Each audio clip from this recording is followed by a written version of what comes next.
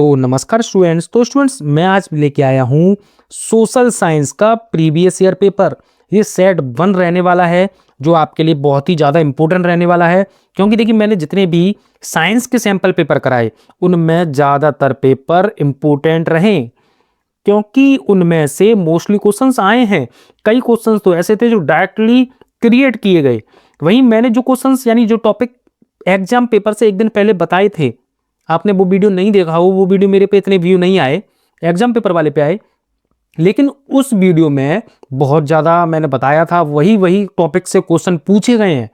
चाहे वो आपका सेट 3161 हो, चाहे 3141 हो, चाहे 3131 हो, कोई सा हो, ये सभी सेट जितने भी मैंने देखे सभी में क्वेश्चंस वही आए थे कि चाहे सोप वाला हो, चाहे केस स्टडी हो, मैंने डायरेक्ट क्वेश्चंस पूछे गए। तो इसी वजह से आज हम करने वाले हैं सोशल साइंस का प्रीवियस ईयर पेपर। तो मैं आपको इन जिन 3 दिनों में काफी पेपर कराने वाला हूं, आप चैनल के साथ जुड़े रहें। मैं भी चाहता हूं कि आप अच्छे नंबर लाएं। तो आइए शुरू करते हैं। तो देखिए, जिसमें हम सेक्शन ए की बात करें, हम इंग्लिश वाला सेक्शन करने वाले हैं। उसमें आपका पहला क्वेश्चन है, from which of the following country गोएप्सी Garibaldi belong to? Austria, Greece, Italy या स्पेन? इसका आंसर आप सभी कमेंट बॉक्स में बताएंगे। वैसे तो इसका आंसर है आपका इटली। ये इटली से जो गोएप्सी गैरिबाल्डी था, ये इटली से कनेक्शन था इसका, ठीक है। वही क्वेश्चन नंबर 2 आपका पूछा गया है, two statement are given below, these are essentials and reason. ये दिए गए हैं। वहीं पूछा गया है, the most serious source of nationalist tension in Europe after 1871। सही बात है, बिल्कुल। वहीं रीजन दिया गया है, a large part of Balkan was under the control of Ottoman emperor. दोनों बातें सही हैं और एक्सप्लेन भी कर रही हैं, इसी वजह से टेंशन हुई थी ओटोमन एम्परर। तो इसका आंसर है आपका both A and R, true and R is the correct explanation of A. वहीं अब बढ़ते हैं क्वेश्चन नंबर 3 की तरफ। वहीं हम क्वेश्चन नंबर 3 की बात कर रहे हैं, तो वो दिया गया है, arrange the following event in Chronicle order and choose the correct option. इनमें से आपको क्रम में लगाना है, जो सबसे पहले हुआ और सबसे बाद तक ऐसे लगाना है। तो इसमें पहला क्वेश्चन है, पहला दिया है ऑप्शन ट्रीटी ऑफ कॉन्स्टेंटिनोपल। वहीं दूसरा दिया है आपका डिफीट ऑफ नेपोलियन। वही तीसरा दिया है unification of Italy, unification of Germany. ये 4 दिए गए हैं इनमें। तो देखिए, ट्रीटी ऑफ कॉन्स्टेंटिनोपल जो हुई थी वो आपको हुई थी 1832 में, ये पहला। वहीं डिफीट ऑफ नेपोलियन जो हुआ था वो हुआ था आपका 1815 में। वहीं यूनिफिकेशन ऑफ इटली की बात करें तो वो हुआ था आपका 1861 में। वहीं जर्मनी की बात करें तो जर्मनी वाला जो हुआ था वो हुआ था 1871 में। तो देखिए, यहाँ पे पहला आंसर जो रहेगा वो रहेगा 2, 1, 3 और 4, ये रहने वाले आंसर। तो देखते हैं इसमें आपके आंसर हैं या नहीं। तो देखिए, इसमें आपका कोई भी ऑप्शन नहीं मिल रहा चारों में से, इन चारों में कोई भी ऑप्शन नहीं है। तो इसमें अगर आपने कोई सा भी चूज किया होगा वो आपको नंबर दिए गए। ऑप्शन ही क्वेश्चन ही गलत आया, आंसर ही नहीं आया उसके। वहीं क्वेश्चन नंबर 4 की बात करें, वहाँ ये पूछा है, विच one of the following pairs regarding Indian nationalism is correctly matched. Okay, तो यहाँ पे आपको देखना है, सरदार पटेल हिंदू नहीं, भगत सिंह स्वराज पार्टी नहीं, CR दास भदरौली सत्याग्रह नहीं। तो इसका आंसर देखिए, आपको चौथे का जो दिया गया है आंसर वो दिया गया है डी, जवाहरलाल नेहरू उर्द किसान सभा। ये आपका करेक्शन सही है, बिल्कुल एक पेयर ये वाला, ठीक है। तो इसका आंसर आपका डी। वहीं क्वेश्चन नंबर 5 की बात करें, क्वेश्चन नंबर 5 में आपका पूछा गया है, देखिए कि which choose the current matching check करनी है आपको। तो देखिए, 5वें में पूछा है, choose the correctly match pair, जो सही है बिल्कुल। फेरस का दिया गया आपका नेचुरल गैस के साथ, नॉन फेरस निकल, नॉन मेटेलिक मिनरल, वहीं इन एनर्जी मिनरल कोबाल्ट। नहीं, ये सही नहीं है। इसका आंसर आपका जो रहेगा वो रहेगा आपका सी, नॉन मेटेलिक मिनरल। इसका आंसर आपका रहेगा सी। वहीं क्वेश्चन नंबर 6 की ओर बढ़े तो क्वेश्चन नंबर 6 में दिया गया है, read the given statement and choose the correct option to regarding rabi crop season की, ठीक है। Rabi crop are sown in winter. Okay, वही सेकंड दिया, sown from October to December and harvest from April to June. Okay, ये भी सही है। वहीं तीसरा दिया आपका important crops are maize cotton jute. नहीं, ये नहीं होती, ठीक है। वहीं Punjab Haryana Uttar Pradesh are important for the production of wheat. सही है। तो देखिए, इसका आंसर आपका जो रहेगा वो रहेगा सी, फर्स्ट सेकंड एंड फोर्थ, ये ही स्टेटमेंट आपके करेक्ट हैं। ठीक है, इसका आंसर आपका रहेगा सी। वहीं क्वेश्चन नंबर 7 की बात करें, वो 7 में दिया गया identify the salt with the help of, इस इंफॉर्मेशन से समझाना है। It develop in area with the high temperature वाले इलाकों में होती है। वहीं यहाँ पे intense leaching due to heavy rain, okay. वहीं ह्यूमस कंटेंट इज लो, तो ऐसी कौन सी सॉइल है, तो वो है आपका रेड सॉइल या फिर येलो या ब्लैक सॉइल या लेटराइट सॉइल। तो इसका आंसर आपको जो रहेगा वो रहेगा सी, लेटराइट सॉइल। वही क्वेश्चन नंबर 8 की ओर बढ़े, तो क्वेश्चन नंबर 8 हम देखते हैं क्या है। क्वेश्चन नंबर 8 में आपके दिया गया है which of the following term refer to believe in an advocacy for the social political and economic equality of women. Patriarchy, meritocracy and socialist and feminist कैसी थी, ये आपको बताना है। तो वो देखिए जो थी वुमन वाली जो होती है वो फेमिनिस्ट बोलते हैं उसे, क्या बोलते हैं, फेमिनिस्ट, वुमन से रिलेट करती है। ठीक है, ये तो पितरात्मक मात्रात्मक होती है, फेमिनिस्ट इसका आंसर है आपका रहेगा डी। ठीक है, वही क्वेश्चन नंबर 9 की बात करें, तो क्वेश्चन नंबर 9 आपका जो दिया गया है वो दिया गया read the given statement, India has no official religion, okay, all the community have freedom to profess and practice any religion in India, which of the following constitution term is use for the above statement, क्या word use किया जाता है India में, ये आपको बताना है। तो रिपब्लिक है, सोवर्जन है, सेकुलर है या सोशलिस्ट है। तो इंडिया एक सेकुलर कंट्री है, इसका ऑप्शन रहेगा आपका बी। वही क्वेश्चन नंबर 10 की ओर बढ़ें, तो क्वेश्चन नंबर 10 देखिए आपके ये दिया गया है match the following column 1 to column 2, choose the correct option. तो देखिए आपको इसमें बनाना है, तो देखिए union list subject state government along, ये नहीं है, for implement central government legislate on it. तो देखिए इसका आंसर पहले का आपका है ये बी। वहीं दूसरे में देखिए आपका दिया गया स्टेट लिस्ट, तो देखिए आपका आएगा ए। वहीं तीसरा जो दिया गया तीसरे का आपका है यही है सेम, तो इसका आंसर आपका देखिए क्या रहेगा बी ए सी डी। तो इसका आंसर आपका रहेगा डी, इसका आंसर आपका रहेगा डी। ठीक है,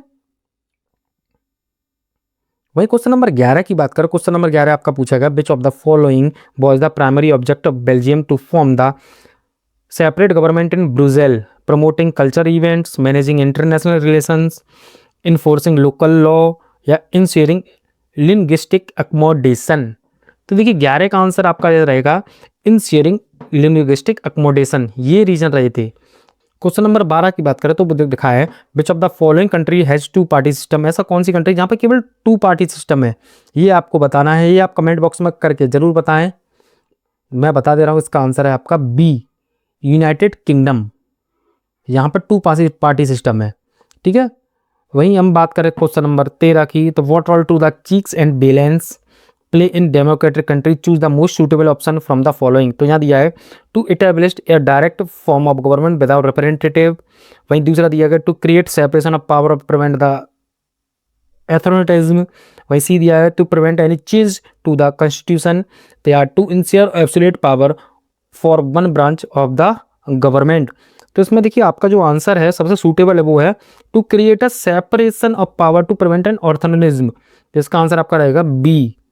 वहीं हम क्वेश्चन नंबर 14 की बात करें तो वो दिया गया suppose the monthly income of the family member is as follow respectively, mother की 50,000, फादर की 40, सन की 20 और डॉटर की भी 20। तो एवरेज इनकम बतानी है, तो हम क्या करेंगे इन चारों की इनकम को जोड़ लेंगे, जो रहेगी 50, 40, 90, ओके 1,30,000 रहेगी। कितनी रहेगी, उसको हम 4 से डिवाइड करेंगे तो इसका आंसर आएगा आपका 32,500। तो इसका ऑप्शन रहेगा आपका सी। क्वेश्चन नंबर 15 दिया गया which of the one of the following indices is given priority by the World Bank with respect to the development. तो यहाँ पे किसको दिया गया, इनफैक्ट मोर्टेलिटी रेट को, इक्वालिटी को, बॉडी मास इंडेक्स को, पर कैपिटा इनकम। तो देखिए यहाँ पे जो वर्ल्ड बैंक है वो पर कैपिटा इनकम को फोकस करती है। ठीक है, यही है रेस्पेक्ट डेवलपमेंट के लिए, याद रखना। क्वेश्चन नंबर 16 देखते हैं। क्वेश्चन नंबर 16 आपका दिया गया है choose the correct option to filling the blanks, removing barrier या restriction on business and the trade set by the government is called as, क्या कहते हैं उसे बोलते हैं लिबरलाइजेशन। ठीक है, याद रखना, इसका आंसर आपका रहेगा सी। वही क्वेश्चन नंबर 17 दिया which one of the following is example of organised sector activities, a farmer irrigating his field, a handloom weaver working in her house, a head load worker carrying cement, a teacher taking classes in government school। तो इसका आपका देखिए क्या दिया गया, organise sector activities में आपका यही आएगा, ठीक है। ये सब पर्सनल वर्क थे, ये आएगा teacher taking class in a government school. वहीं क्वेश्चन नंबर 18 की ओर बढ़ते हैं। तो क्वेश्चन नंबर 18 जो आपका दिया गया है वो पढ़ते हैं। वो दिया गया है, which of the following are developmental goals are for prosperous farmer, choose the correct from the given option. Better wages, high support price for crop, assured high family income, more day for work. तो देखिए इसका answer जो आपका रहेगा कौन कौन सा सही है। तो देखिए वो सही है आपका, सही इनकम मिलनी चाहिए वही वाला। तो इसका आंसर आपका रहेगा सी, सेकंड एंड थर्ड सही है इसमें, ठीक है। वहीं क्वेश्चन नंबर 19 की बात करें तो why do lender often require collateral before lending loan, choose the most suitable option from the following. To lower interest rate of for borrower, to establish personal relations, to increase their profit margin, या D to mitigate the risk of loan default. तो देखिए इसका answer आपको बताना है क्या रहेगा। इसका आंसर आपका रहेगा to mitigate the risk to loan default, D, ठीक है। वही क्वेश्चन नंबर 20 की ओर बढ़ा है। क्वेश्चन नंबर 20 देखिए आपका ये दिया गया है पूरा, ये करना है आपको ये वाला, ठीक है। क्वेश्चन नंबर 20 की ओर बढ़ते हैं। तो ये दिया गया है आपका, choose the correct option from the following, a different between amount deposit and borrowed by the bank by Reserve Bank of India, okay. The difference of amount of interest between what is charge from the borrower, ये C के according ये क्या है, ठीक है, ये बताना है। तो डिफरेंस बिटवीन रेट, ये चार ऑप्शन आपके देखिए दिए गए हैं। इसका आंसर जो आपका रहेगा ये है difference of amount of interest between what is charge from borrower and what is paid to depositor. इसका आंसर आपका रहेगा बी। दिमाग में डाल लीजिए क्वेश्चन, मैं फिर से कह रहा हूँ ये दिमाग में डाल लीजिए। वहीं देखिए एक क्वेश्चन जो आया है वो आया है विजुअली इंपेयर्ड कैंडिडेट होते हैं उनके लिए, ये आप भी लगा लीजिए। इसका आंसर देखिए यहाँ देखिए, which of the following supervise to the function of the formal source loan in India. RBI देती है, स्टेट बैंक देती है, नेशनल डेवलपमेंट काउंसिल देती है, या नेशनल फाइनेंस कमीशन देती है। तो इसको आरबीआई एग्री करती है, ठीक है। तो बढ़ते हैं आगे। क्वेश्चन नंबर 21 है, the silk route was very good to example of vibrant pre modern trade and cultural links between distant part of the world, explain the statement with any two examples। दो एक explain करने आपको दो statement को। देखिए मैंने आपको answer show कर दिया है, आप इनको अपनी तरीके से बड़ा चढ़ा कर लिखें। आपने हिंदी में पढ़ा होगा ना अतिशयोक्ति अलंकार, उस तरीके से करना है। जितना मैं बता रहा हूँ उतना ही नहीं लिखना, थोड़ा सा बड़ा चढ़ा कर लिख सकें उतना लिखना है, ठीक है। वही क्वेश्चन नंबर 22 दिया है, उसका ए दिया है, suggest any two measure for the conservation of forest, यानी फॉरेस्ट के कंजर्वेशन के लिए टू मेजर्स मैंने बताने हैं आपको, वो मैंने आपको आंसर शो कर दिया है, देख लीजिए। और क्वेश्चन नंबर बी दिया, suggest any two major of the conservation of wildlife. इन दोनों में से एक करना है, तो देखिए इसका भी आंसर मैंने शो कर दिया, आप देख लीजिए। वही क्वेश्चन नंबर 23 दिया, why is power sharing desirable, explain. इसको आपको एक्सप्लेन करना, देखिए इसका आंसर मैंने आपको शो कर दिया, आप देख लीजिए। वही क्वेश्चन नंबर 24 दिया, difference between public and private sector में डिफरेंस बताना है। इंपॉर्टेंट क्वेश्चन है पब्लिक एंड प्राइवेट सेक्टर वाला इस साल के लिए, आप याद कर लें इसे जरूर। तो देखिए इसका भी आंसर मैंने शो कर दिया, आप देख लीजिए। वहीं क्वेश्चन नंबर 25 जो आपका आया है ए में, यहाँ पर देखिए 3 नंबर के क्वेश्चन आते हैं 5। तो describe any 3 causes to led the non corporation movement, कौन कौन से थे 3 कॉजेज, तो उनको एक्सप्लेन करना। देखिए मैंने आपको शो कर दिया है, आप देख लीजिए। इसमें से किसी 3 को डिस्क्राइब कर दीजिए अच्छे से, ये मैंने बताया इनको, मैं 3 को क्या कर दीजिए डिस्क्राइब कर दीजिए अच्छे से। वहीं आपका बी में दिया गया, describe any 3 causes of civil disobedience movement. इसका भी देखिए मैंने आंसर शो कर दिया, इसमें भी आपको क्या करना, अपने तरीके से इन्हें बड़ा चढ़ा कर लिखना है, ठीक है, किन्हीं 3 को, ज़्यादा नहीं, ठीक है। वहीं क्वेश्चन नंबर 26 है आपका, वो है आपका manufacturing industry are consider the backbone of economic development, justify the statement. तो देखिए इसका भी आंसर मैंने आपको शो कर दिया, आप देख लीजिए, याद कर लीजिए, यही कहीं पढ़ लीजिए तुरंत की तुरंत, स्क्रीनशॉट लेते रहिए, बस वीडियो को लाइक करते रहें। वहीं क्वेश्चन नंबर 27 दिया, analyse the role of political party in democracy. Role को बताना है पॉलिटिकल पार्टी का डेमोक्रेसी में, बहुत बड़ा रोल है इसका। देखिए मैंने आंसर शो कर दिया, आप देख लीजिए, याद कर लीजिए, दिमाग में बिठा लीजिए, वीडियो को लाइक करते रहें। भाई क्वेश्चन नंबर 28 है, how is credit essential for economic activity, explain with example. तो देखिए इसका भी आंसर मैंने आपको शो कर दिया, आप देख लीजिए, स्क्रीनशॉट लेते रहिए, पढ़ते रहिए, प्रीवियस ईयर पेपर लगाना जरूरी है, मैं फिर से कह रहा हूँ आप लोगों के लिए। वहीं क्वेश्चन नंबर 29 दिया है, how is the issue of sustainability important for development explain करना है। इसका भी आंसर देखिए मैंने आपको शो कर दिया, आप देख लीजिए। तो आइए बढ़ते हैं अब सेक्शन डी की तरफ। सेक्शन डी में देखिए आपके दिए गए हैं 30 का A, how did the ideology of liberalism affect the Europe in early 19th century explain. ये क्वेश्चन इस बार फिर से इंपोर्टेंट रहने वाला है, मैं बता दूं। तो देखिए इसका आंसर आप देख लीजिए। वहीं इसका देखिए बी दिया गया है, explain the process of formation of United kingdom of great Britain. Britain का देखिए जो फॉर्मेशन है कैसे हुआ था पूरा बताना है आपको। वहीं क्वेश्चन नंबर अब 31 की बात करूं तो high is energy is a basic requirement for economic development explain. तो कि इसका आंसर भी मैंने शो कर दिया है, आप स्क्रीनशॉट लीजिए और पढ़िए ढंग से, रोक के वीडियो आराम से, फिर आगे बढ़िए। वहीं क्वेश्चन नंबर 32 का इसमें बी इन दोनों में से एक करना है। ये दिया गया आपका, how are conventional source of energy different from non conventional source. Difference बताना है आपको। देखिए इसका आंसर मैंने प्रॉपर तरीके से आपको शो किया है, आप देख लीजिए। ठीक है, वहीं क्वेश्चन नंबर 32 आपका दिया गया, how are democratic government better than other form the government. Democratic government कैसे अच्छी होती है अदर से, एक्सप्लेन करना है। तो देखिए ये मैंने आंसर जो आपको शो किया है, इसको आप अपने शब्दों में लिखिए तो ज़्यादा बेटर रहेगा। ठीक है, वहीं अब बढ़ते हैं आगे। तो देखिए वो क्वेश्चन था 32, उसके और में एक क्वेश्चन और दिया गया, how do democracy led to peaceful and harmonious life among citizens explain. तो देखिए उसी जैसा ही क्वेश्चन आपसे फिर से पूछा गया है, दोनों के आंसर लगभग सेम रहेंगे, चाहे वो कीजिए चाहे ये। ठीक है, वहीं क्वेश्चन नंबर 33 आपका जो दिया गया, क्वेश्चन नंबर 33 देखते हैं। वो दिया गया, globalisation is a process of the rapid integration and interconnection between countries explain the statement with example. ये क्वेश्चन भी आपका इस बार इंपॉर्टेंट रहने को है। तो देखिए इसको याद कर लीजिए आप अच्छे से, मैंने शो कर दिया है। वहीं अगर आप ये नहीं करते तो बी करेंगे। तो improvement in technology has stimulated the globalisation process explain the statement with examples. तो देखिए इसका आंसर मैंने आपको शो कर दिया, आप देख लीजिए। वहीं बढ़ते हैं सेक्शन ई की तरफ, जो केस स्टडी बेस्ड है आपके। ये आपका पूरा पैराग्राफ आपका दिया गया है, आप इसको अच्छे से स्टडी कर लें। ठीक है, वहीं उसी से आपको ये आपको आंसर बताने हैं। इसमें आपके देखिए 3 आंसर दिए गए हैं, क्वेश्चन दिए गए हैं।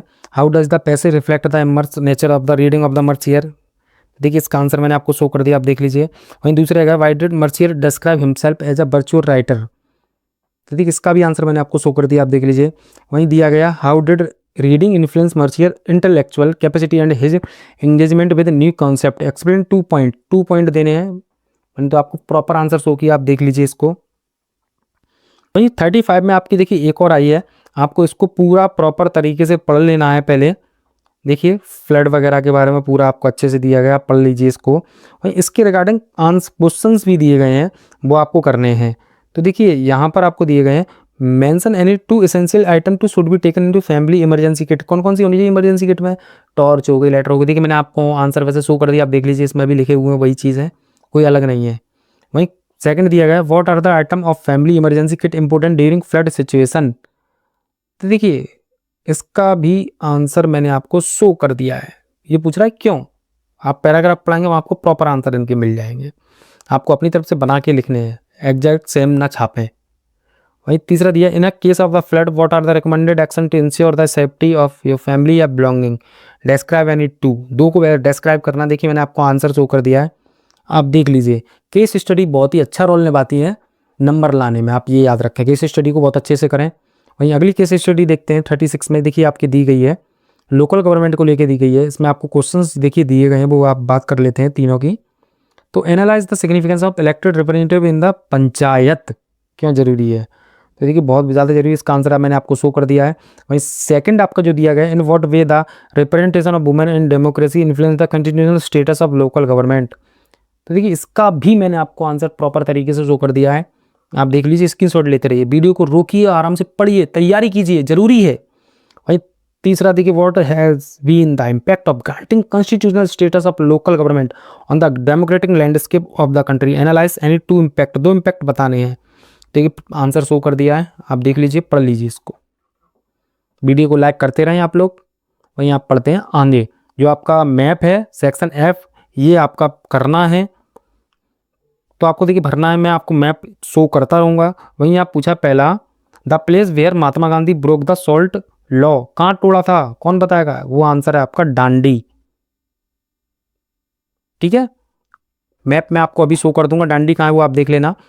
ठीक है। वहीं आपका बी दिया गया the place where session of Indian National Congress was held in 1927, तो वो था आपका चेन्नई, चेन्नई यानी मद्रास। ये भी देखिए मैं आपको शो कर दूंगा। वहीं सेकंड में आपके देखिए पूछा गया on the same political outline map of India located in level that any three, इनमें से हमें कोई 3 करने हैं केवल, लेकिन मैं आपको चारों शो करूंगा। हीराकुंड बांध कहाँ पर है, कौन बताएगा? हीराकुंड बांध है आपका उड़ीसा में। कहाँ पर है? उड़ीसा में। उड़ीसा को आपको शो करना है। वहीं मुंबई में सॉफ्टवेयर टेक्नोलॉजी पार्क, सीधा लिखा है मुंबई, महाराष्ट्र, महाराष्ट्र में जाके शो करेंगे आप इसे। वहीं राजसंसी इंटरनेशनल एयरपोर्ट, ये आपका अमृतसर में। कहाँ पर है ये आपका? अमृतसर शो करना है मैप पे। मैं भी आंसर आपको इस मैप पूरा शो करूंगा, याद रखें। वहीं आपका जो डी दिया गया है, डी में दिया गया नरौरा न्यूक्लियर पावर पॉइंट, देखिए हमारे यूपी का है भाई, यूपी वाले हैं। तो नरौरा पावर पॉइंट आपके जो है आपका बुलंदशहर में है, मैं आपको देखिए शो कर दिया है, यूपी में है। तो देखिए ये आंसर आपके इन सबके रहने वाले हैं। ये आपके लिए बहुत ज़्यादा इंपॉर्टेंट है। आप देखिए मैप देख लीजिए, दिमाग में डाल लीजिए कैसे कैसे थे, ठीक है। तो यही आपके कोई क्वेश्चंस थे जो बहुत ही ज़्यादा इंपॉर्टेंट हैं। प्रीवियस ईयर पेपर सेट आया, सेट 2 भी आएगा, सेट 3 भी आएगा इन दिनों में। तो वीडियो को फटाफट लाइक करते रहें, अपने दोस्तों के साथ शेयर करते हैं। ऐसी अपडेट के लिए चैनल को जरूर सब्सक्राइब कर लें। धन्यवाद।